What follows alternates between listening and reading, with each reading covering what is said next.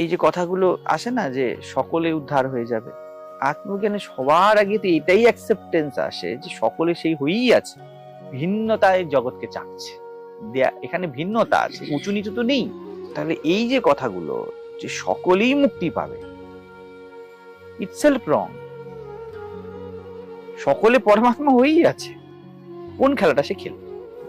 যাই হোক, এটা মাথায় আমাদেরকে রাখতে হবে যে প্রত্যেকেই এক্সপেক্ট করা যে প্রত্যেকে সত্যকে খুঁজবে, কারণ he is not a person, ও পরমাত্মাই। এই জন্য সামনের ব্যক্তি কি চাইছে তাকে রেসপেক্ট করতে হয়, তাকে সেটাই দিতে হয়।